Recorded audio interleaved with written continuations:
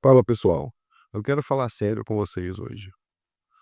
Saiu um vídeo do pastor André Valadão dizendo que a guerra de Israel e Irã é um sinal dos fim dos tempos e talvez até o início da Terceira Guerra Mundial. Sabe qual o problema disso? Isso não é verdade. Isso não é ensino bíblico. Não é a boa teologia.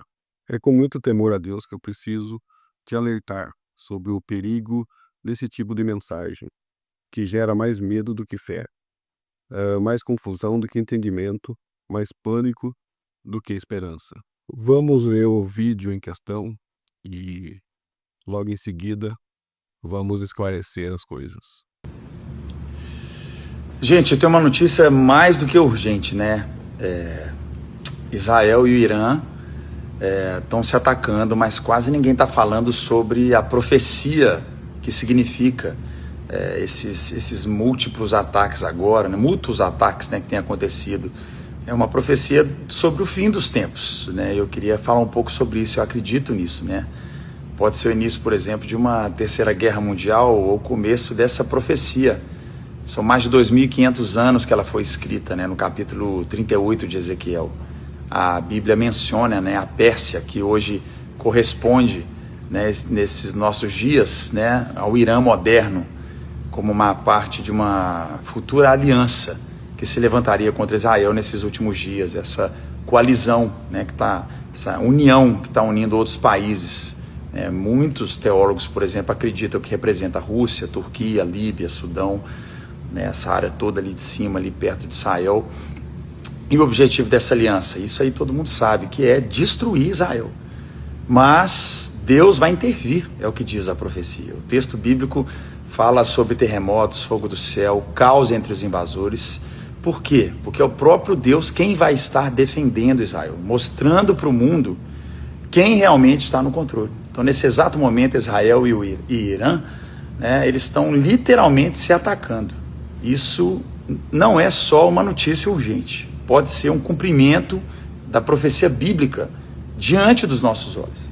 Jesus, no livro de Mateus, ele nos alerta mesmo sobre isso, né? Quando esses sinais começassem a acontecer, para a gente estar preparado, né? Não é para a gente ficar assustado, com medo, é tempo da gente estar fazendo o quê? Consagrando a vida, né? Garantir que o nosso coração está alinhado com Jesus. Então continue em oração, peça discernimento sobre tudo que está acontecendo no mundo. A gente não precisa saber tudo, mas a gente precisa estar conectado com o Senhor, independente de qualquer coisa, e orando por Israel e por todo o Oriente Médio aí. Deus te abençoe. Vamos ficar ligados e orando. Vamos direto ao ponto. O texto de Ezequiel 38 foi escrito há mais de 2.500 anos para o povo de Deus que estava em exílio na Babilônia. Deus estava dando uma promessa: eu vou proteger vocês dos inimigos. Eu vou defender o meu povo. Ali aparecem nomes como Pérsia, que hoje corresponde a Irã, e outros povos da época. Mas atenção, Deus não estava falando de guerras modernas, nem do Irã de hoje, nem do Estado Islâmico, nem do Estado de Israel, que foi criado em 1948. Isso é um erro gravíssimo de interpretação. O que Ezequiel estava mostrando é que no final da história, os inimigos de Deus se levantariam contra o seu povo, mas Deus soberano defenderia o seu povo, destruiria os seus inimigos. Sabe qual o problema de usar a Bíblia desse jeito? É transformar a palavra de Deus num jogo de adivinhação, num mapa de guerra, como se ela fosse um noticiário político internacional. A Bíblia não é isso. Isso não é Bíblia. Isso não é pregação do Evangelho. Isso não traz edificação, traz medo. O que a Bíblia diz? Mateus 24, versículo 6. Vocês ouvirão falar de guerras e rumores de guerra, mas não tenham medo. É necessário que tais coisas aconteçam. Mas ainda não é o fim. Ezequiel 38 fala sobre uma grande batalha, sim, sobre nações que se levantam contra o povo de Deus. Mas a própria Bíblia explica que são esses inimigos. E quando isso acontece, quer ver? Olha o que diz Apocalipse 20. Apocalipse 20, versículos 7 ao 9. Quando terminarem os 1000 anos, Satanás será solto da sua prisão e sairá para enganar as nações que estão nos 4 cantos da terra, Gog e Magog, a fim de reuni-las para a batalha. Seu número é como a areia do mar. As nações marcharão por toda a superfície da terra e cercarão o acampamento dos santos, a cidade amada, mas um fogo desceu do céu e as devorou. Ou seja, Gog e Magog são símbolo de todas as nações e todos os inimigos que se levantaram contra Deus e contra o seu povo, a igreja. Não é uma guerra específica entre Israel e Irã. É um relato da luta final, do grande confronto espiritual antes da volta de Cristo.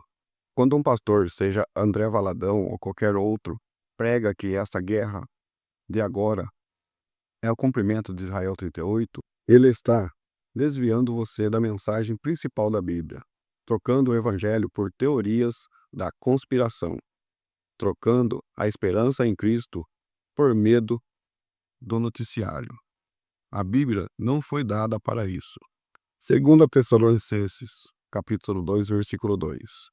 Não se deixem abalar, nem fiquem assustados, como se o dia do Senhor já tivesse chegado. A nossa esperança não está na paz ou na guerra de nenhum país. A nossa esperança está na cruz, no túmulo vazio, na volta gloriosa de Cristo. A fé reformada, a teologia histórica da igreja, sempre ensinou que Jesus voltará no tempo que Deus determinou. Ninguém sabe o dia nem a hora. Até lá, nosso chamado é viver em santidade, pregar o evangelho, cuidar dos irmãos e estarmos firmes no Senhor. Tito, capítulo 2, versículo 13, fala: aguardando a bendita esperança e a manifestação da glória do nosso grande Deus e o Salvador, Jesus Cristo. E não ficar perdido em mapas de guerra, nem com medo de vídeos sensacionalistas da internet. Aqui eu falo com muito respeito, mas com muita seriedade e responsabilidade. André Valadão, você está ensinando errado. Isso é falso ensino. Isso não é Bíblia. Não brinque com a palavra de Deus. Não transforme a Bíblia num mapa de guerra. Pregue o Evangelho, pregue arrependimento, fé, graça, salvação, esperança em Jesus Cristo. Porque é isso que o mundo precisa.